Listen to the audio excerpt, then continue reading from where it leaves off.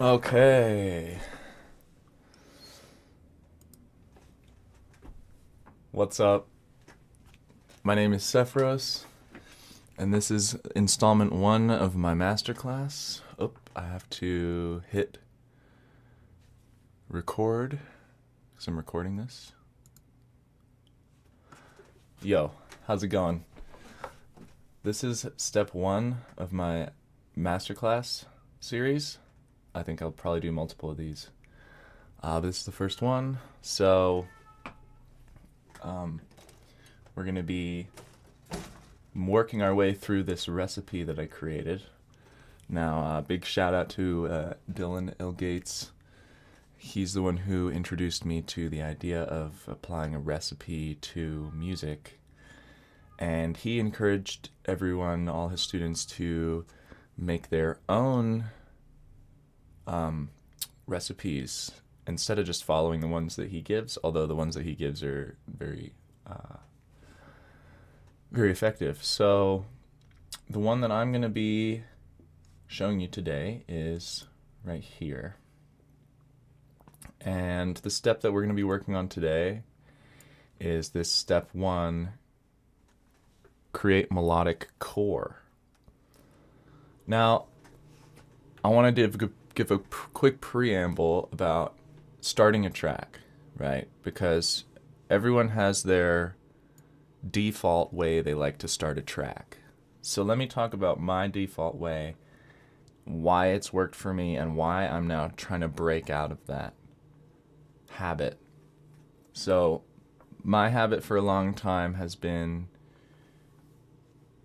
for the most part, go straight into the drop and just write drums, then make a bass line that fits the drums, and then keep writing the whole drop. Now, in this recipe, I put the melodic core first, because what inspired me to start experimenting with starting a track with melodics was listening to Noisia and Tipper. A lot of my favorite Noisia and Tipper tracks will start out with a chord progression, and then the whole entire track is like kind of revolving around that chord progression, and that chord progression has some sort of a melodic kind of move to it. Sometimes there's a melody in there as well. Some of my favorite EPROM tracks will start out with the chords. And I think it's just a really solid way to start a track.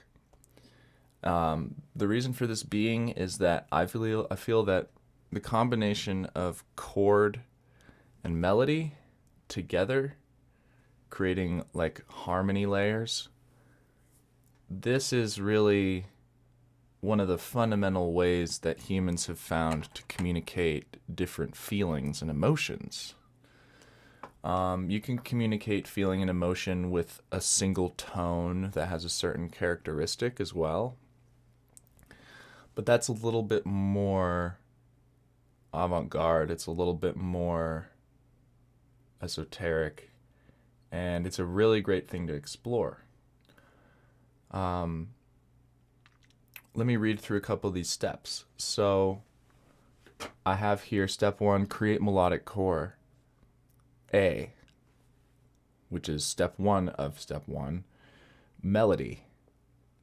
B is going to be the bass harmony. So once you have a melody and then you create a bass harmony, that's when you start to define the chord progression, right? Because 2 or more simultaneous notes are going to start creating a chord progression, right? Even if they're 2 different instruments.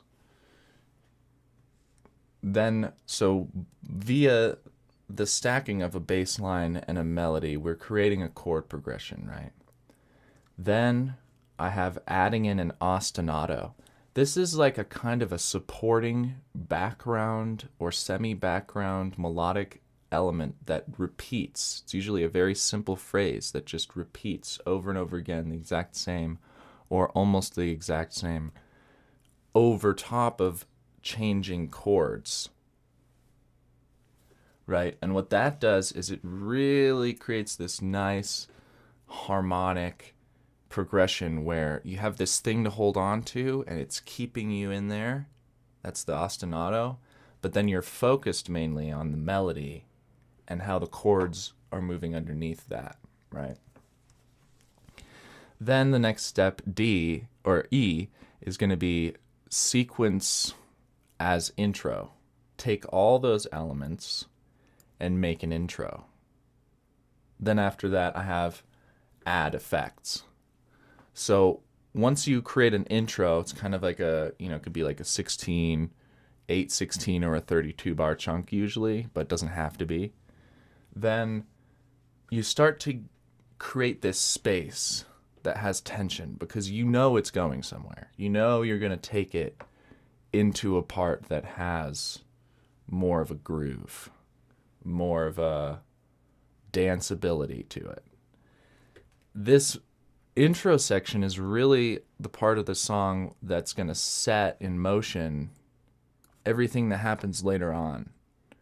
But I like to keep it somewhat minimal at first because a key element for me in the intro for a long time has been having some of those main drop sounds, some of those main chorus ideas kind of not in their full force in the intro.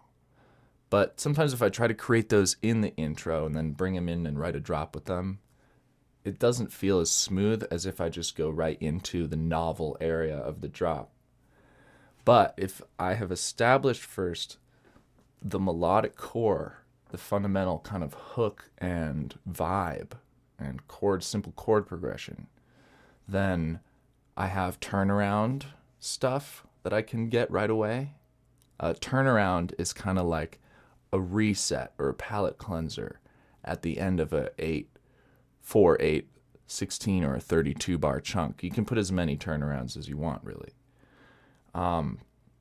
And those turnarounds come in really handy within the drop as like a little reprieve from whatever bass elements or lead elements are carrying the track. And it also gives the drop, something to contrast. So if you have a really beautiful chord progression and then you go into a really beautiful drop that's even more beautiful, then that's contrast. It's like an elevation of the same vibe. Or conversely, if you take a really beautiful intro and then you drop into something that's really atonal and chaotic and crazy, that can be a really cool contrast. So you start setting up the idea of contrast. You're getting the origin story kind of set up here. So this is what we're going to be focusing on today, just this step 1. And I'm going to work my way through all of these steps in separate videos. So let me just quickly line out the whole step-by-step process so that you can kind of try this on your own if you want before I finish this series, because it's going to take a while for me to finish this series. So step 1, I put, create melodic core. Start with the melody, create a bass harmony. Then you have chords. Work on those chords a little bit. Throw in an ostinato. See how that works. Sequence it out to be an intro. Add a little bit of effects, like a riser, some sort of white noise. Then step 2 is arrange the drop, right? So if you're not writing drop music, this would be like the chorus, right? So you're going to want to go and arrange the drop, and that's going to be starting out simple drums. I like to keep the drums simple at first because... Oh, did I lose my coffee?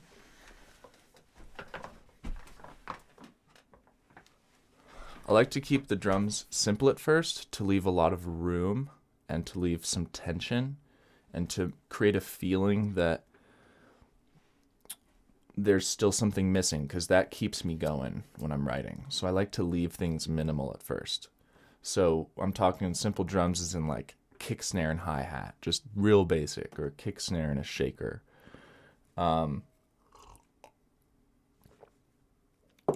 Then once I have like a 4 or 8 bar kick, snare, hi-hat pattern, possibly hi-hat, not necessarily, but definitely like a kick and a snare,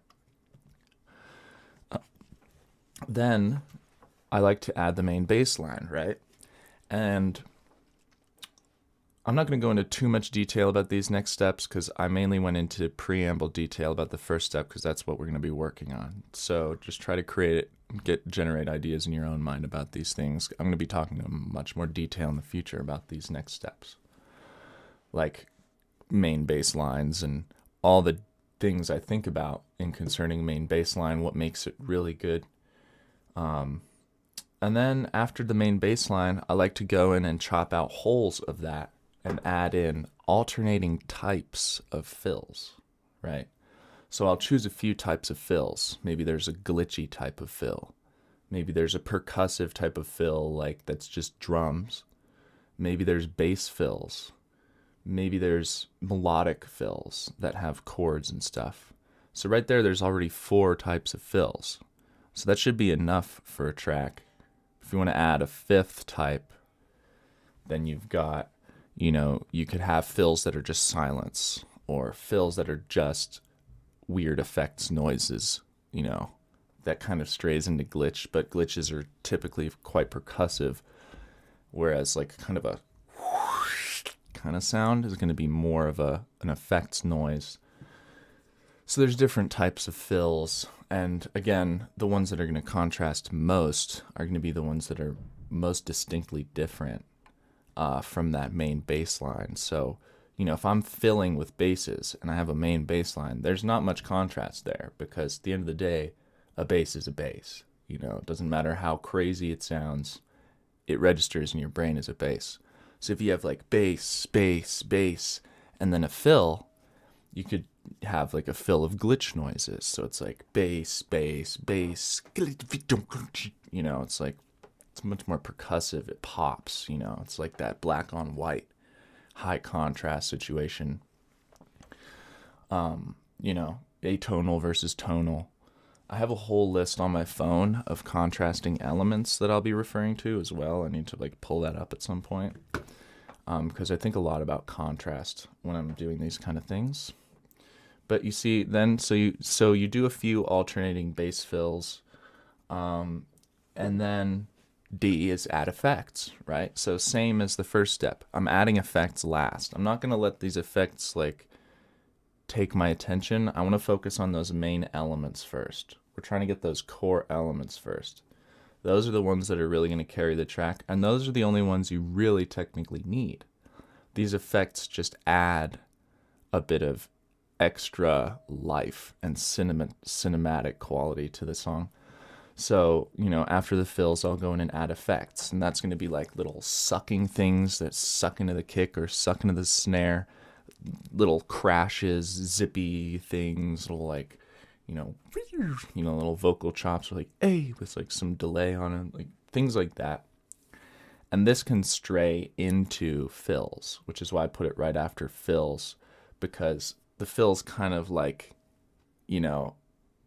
sometimes I'll use the same sounds for fills and effects, just process them differently to make them into effects versus fills, less full frequency for the effects so that they fit kind of around and behind the mix, whereas those fills are going to be more full frequency and punching in your face, so really grab the attention. And after this step, after the effects, I have this step E, which is very important to my own personal process, which is going to be granular / effects / glitch resample. So this is the point at the track where I have an intro, I have a drop, and I feel like I'm out of sounds. I'm like, these sounds are cool. I don't want to go into these sounds too much right now and get too sound designy, but I definitely need some new sounds to inspire me. So I'll take either individual groups or the whole master of the track, and I'll run that through things like Fracture by Glitch Machines, Stutter Edit by Isotope, Granulator 2 by Ableton Granulator, convolution stuff, there's all kinds of ways that you can run your sounds through different effects to generate completely new versions of those sounds that sound like they've been through some sort of journey, which I really like on like a spiritual and a conceptual level. It's like, instead of going to Splice and bringing in a billion different separated one shots, I can create most of my little effects and stuff and all the ear candy stuff out of the main sounds. So that's one thing I like to do a lot, and I'm going to be showing that in this class. Don't worry, we're going to get into the actual Ableton stuff soon. I'm just trying to preamble this just in case you want to use this in a track today or something. After the granular and the resampling there, we have F, which is tease, drop. Oh, did I skip? No, I didn't. Okay, so we're on step F of step 2, which right after I resample, right? And it says here, I was reading actually the wrong step because I have that glitch step at the end of step 3 and 2. So we're on step 2. So after the effects, we got the glitch resample for more sounds, whole groups, drums group, and instrumental group. So, you know, if you resample from just your drums group, you're probably going to get a lot more cool, percussive, glitchy sounds. And if you resample from just the instrumentals group without any percussive instruments, then you're going to start getting a lot of those cool pads and textural riser sounds, stuff like that. And then if you sample them both together, you get kind of a mix of glitchy and like pad-like or riser-like, you know, faller-like stuff, little like twisty turn-back things. So after that step, I have lined out the step of tease the main bass in the build-up or intro, right? So this is kind of for bass music. But if I was writing a future bass track, I'd tease the chords instead, those future bass chords, whatever melodic future bass things driving the track. If I was writing bass house, I'd tease the bass. But if I was writing like melodic house that has like a plucky melody, I'd tease that plucky melody. So basically just take the first priority sound, your main character sound, and kind of tease it in the intro. And I like to do this with like some filter automations, reverb automations, from wet to dry or dry to wet, automations of like a redux, or automations of any sort of cool effects that I can use to start to kind of introduce that main sound without revealing its full character and its full power. So once I've done that, the intro is now going to be sounding a bit cooler, because it has that sound in it, starting to tie these sections together, right? So the next thing I'm going to want to do is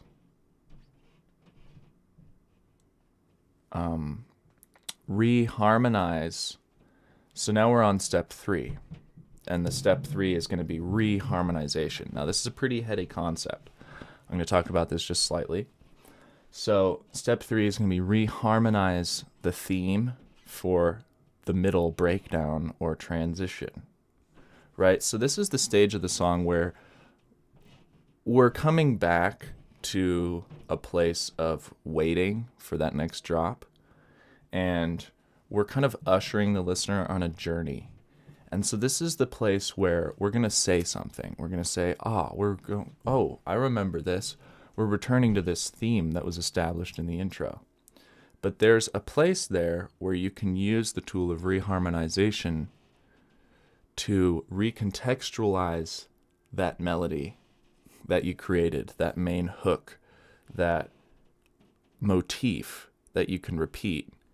That's going to be reharmonized. So the way you can do that is you can either have the same bass line and then change the notes of that melody slightly, or you can have the same notes of that melody and then change the melody of the bass slightly to create like a new chord progression under it, but it's the same melody. Or you could maybe just swap out the sounds and have the same melody, but like with new sounds. or a combination of all those things. But as long as we either add in a new element to this breakdown that reharmonizes it, or we just take our elements and we rearrange them in a way that creates a slightly different feeling for the journey, then this is going to help propel us towards that drop 2, right? So we have reharmonize the theme for the transition, and that's step 3. I didn't create any sub-steps for that yet because that's kind of a process that needs to be informed in real time. You know, you're making these decisions in real time. All right, so then the next step is 4, write drop 2, right? And this has sub-steps. So the A sub-step is duplicate drop 1 and change the drums. So you don't have to change the drums, but I think it's a really fun thing to do, so I put it in there.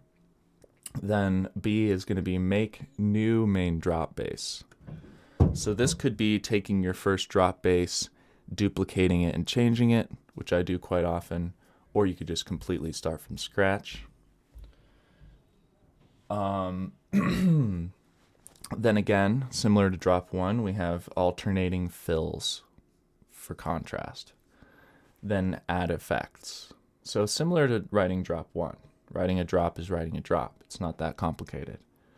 I like to then, after the effects, do some granular glitch resampling of those basses I created to create maybe some more of those effects if I don't have enough. And then tease drop 2 bass in the middle transition, right? So now we're starting to introduce drop 2 bass into that transition so that when drop 2 comes in, it feels surprising, but it's also going to feel like it belongs, like it strangely belongs, and that depends on how great your degree of obfuscation is of that main sound. If you're really processing it a ton, and it's so processed it's not even recognizable, but it's still like maybe playing the same main bass melody or still hitting at the same rhythm as the main bass, if you're doing more of a percussive bass line thing, then it's still going to feel familiar, and you're still going to be teasing it, even if the sound sounds almost completely different. So you can really go extreme, or you can go more subtle, you know, by just maybe low passing it and sending it through reverb. You know, that's a very typical way to do it.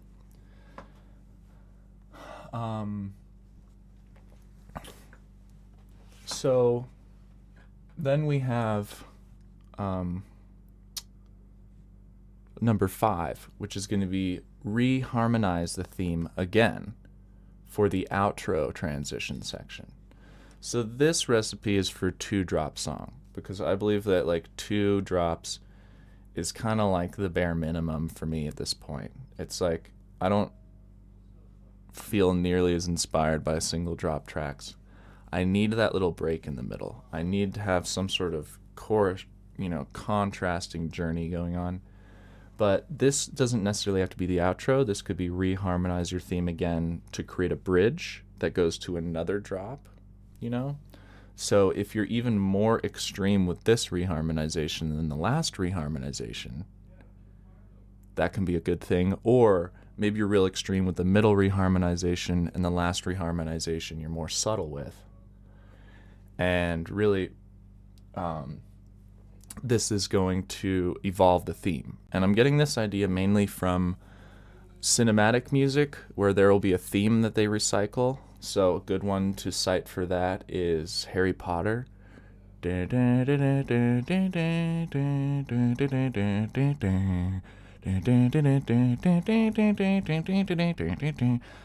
that's a theme, right? That encompasses the whole feeling of mystery of the whole story, and they keep recycling the theme over and over again, but it's always reharmonized. Depending on the feel of the scene that they're in, there's going to be more surrounding elements or less surrounding elements, different types of surrounding elements that are supporting that theme, so that that theme can fit many different emotions while still conveying the same message, right? So that's the power of a motif. That's the power of a repetitive theme, in which the context is always shifting and changing, right? So that is step 5, reharmonize it, create another transition section. And I started to think about these breakdowns, build-ups, these sort of supporting sections, just as transitions. They're just transitions. You're just getting on the way to the next thing, you know, the next drop, the next place where you're going to really like let loose. And they're very important. They're very important for your style. You know, if you are lazy with these kind of things, your stuff's going to start sounding generic. If you just have the boom, boom, boom, boom, boom, boom, boom, boom, boom, boom, boom, boom, boom, vocal, you know, you're immediately going to fit a mold, right? So we're going to play with that, you know. We're going to start to play with like, well, what if we fit the mold here, but then we break the mold here? You know, things like that, where you're starting to think about like not only the journey of the song itself, but like the genre and the world that it's going to exist within. We can play with subversion and things like this. All right, so next step is going to be 6, mixing, because the track's basically done. You know, we've got our effects, we've got our main melodics, we've got our main basses, we've got our drums. That's all we need, right? Hold up. During the mixing process, this is where we can track by track go through and do some EQing, if we need be, clipping or compression, or gain and gain automation. Always doing the gain automation to really get everything to sit nicely. Reverb automation, so having the reverb come in and out of the mix instead of static reverb that's going to just muddy up everything. I have a lot of techniques for that. Then we've got the effects automations, so start automating other types of effects to come in and out. And the gain staging, so the relative volume of every single one of those channels once I've gone through and done that to each one of those channels. This is going to be because those gain levels are going to change, and then the overall gain, you know, you can set the overall gain after that. And sometimes you have to go back and forth, gain stage them all, and then go back and fine tune the mix. But our main mixing tools are going to be clipping, EQ, compression, gain automation, reverb automation, effects automations in general, and obviously gain staging, which is the most important. So then we have step B, track by track, freeze and flatten. This is going to be after a save as, so you save as new version of the track, and boom, just go through and flatten everything out. This is going to unveil a lot of tails that are going to be muddying your mix up. This is going to be allowing you to commit. This is going to allow you to get back all your CPU because you're flattening in all those elements. Now I want to put a caveat in here.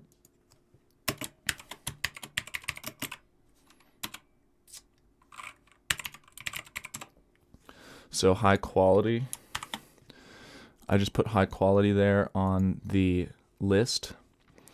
And so when you're going through and freezing and flattening each track, you want to go in and look at your EQs and say, oh, let me set this to oversampling. Let me set this to linear phase and see if it makes it better or worse.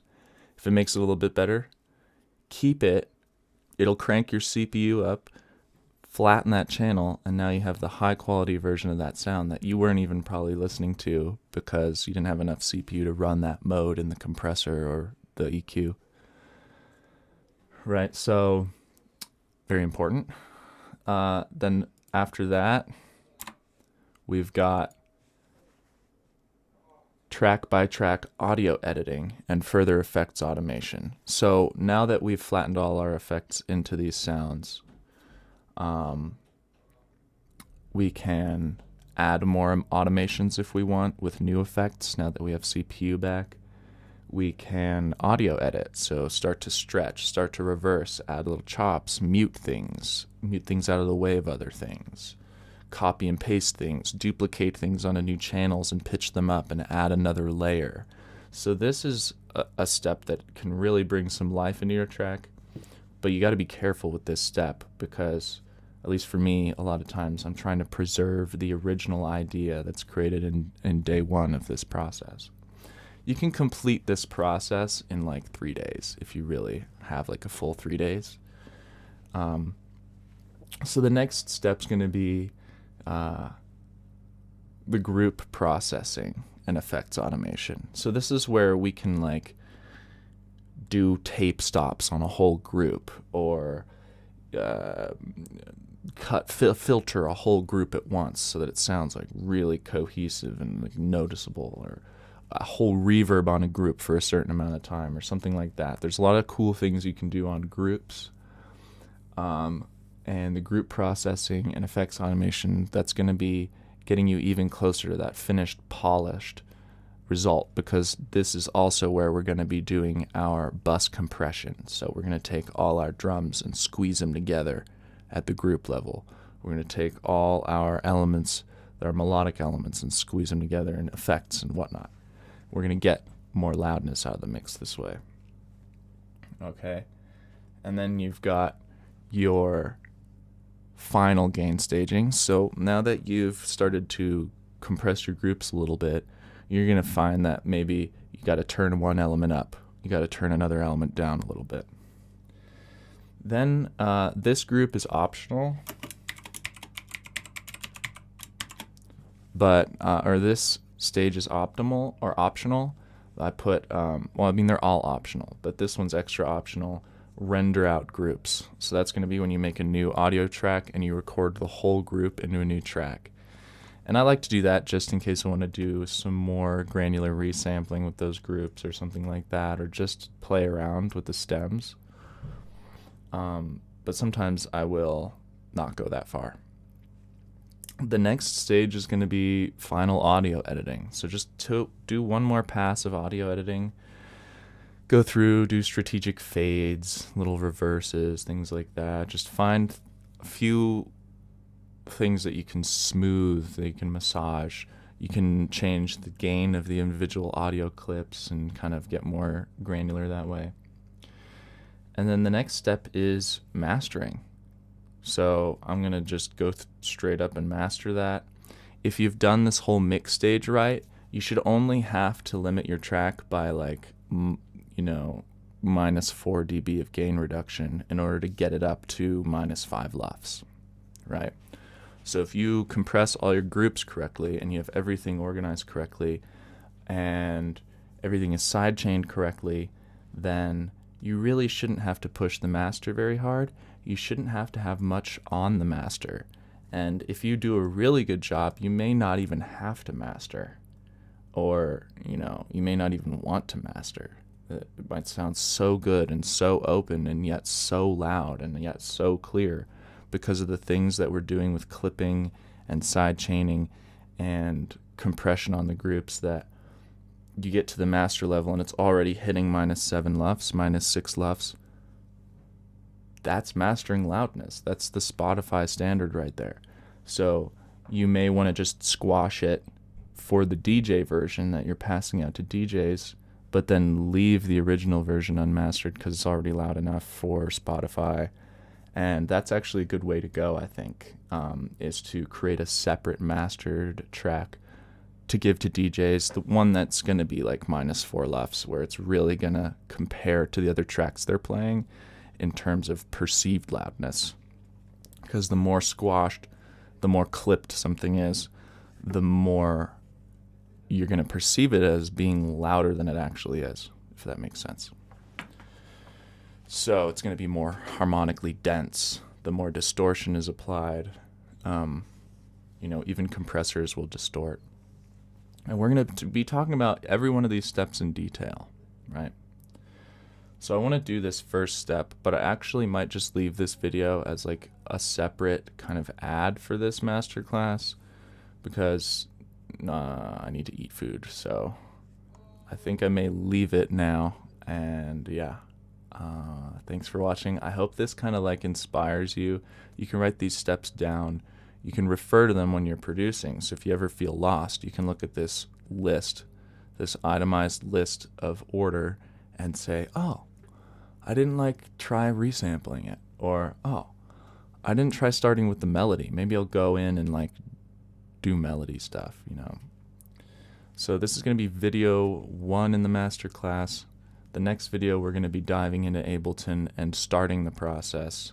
Create melodic core, melody, bass, harmony, chords, ostinato, sequence as intro, and effects. So yeah, thanks for watching. Till next time, I'm 5ephro5. And that is a wrap for the video 1 preamble of my masterclass. So yeah, thanks for watching. Till next time. Peace.